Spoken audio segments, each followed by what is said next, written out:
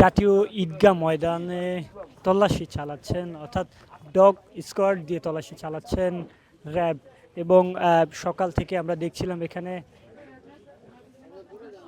আইনশৃঙ্খলা রক্ষাকারী বাহিনীর যে সতর্ক অবস্থান সেটি সকাল থেকে লক্ষ্য করা যাচ্ছে। এবং একই সাথে এখানে সোয়াট টিম এসেও মূলত সোয়াট টিমের ডগ স্কোয়াড ইতিমধ্যে পুরো ঈদগাহ ময়দান তল্লাশি চালিয়েছে। এবং তারপর আমরা আবার লক্ষ্য করছি যে এখানে র্যাবের যে ডগ স্কোয়াড রয়েছে সেই র্যাবের ডগ স্কোয়াড এসেও এই জাতীয় ঈদগাহ ময়দান তল্লাশি চালাচ্ছে।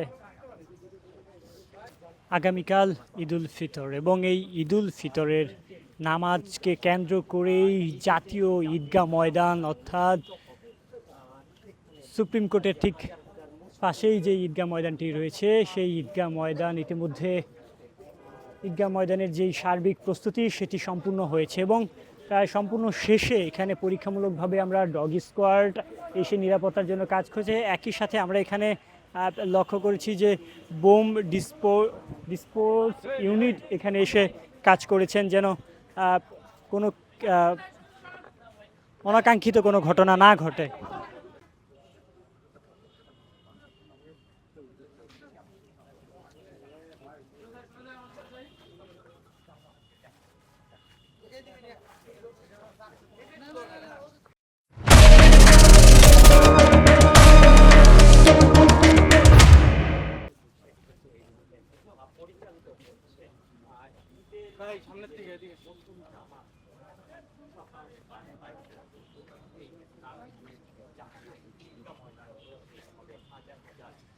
সকালে ঈদুল ফিতরের নামাজ শুরু হবে এবং এর আগেই আমরা দেখছি যে কয়েক ধাপে আসলে পুরো মাঠ তল্লাশি চালানো হয়েছে। এখানে ইতিমধ্যে আইনশৃঙ্খলা রক্ষাকারী বাহিনীর যে সার্বিক প্রস্তুতি সেটি আমরা দেখেছি। সকালে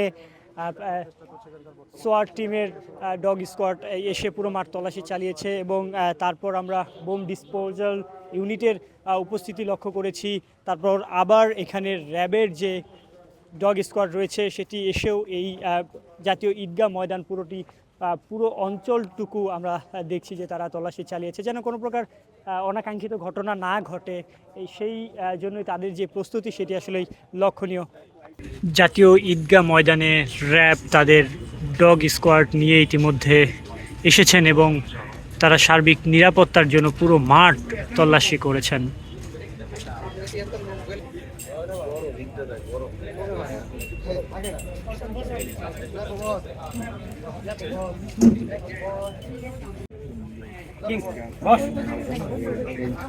জন্য নিরাপত্তার ব্যাপারে র্যাবের যুক্ত রয়েছে।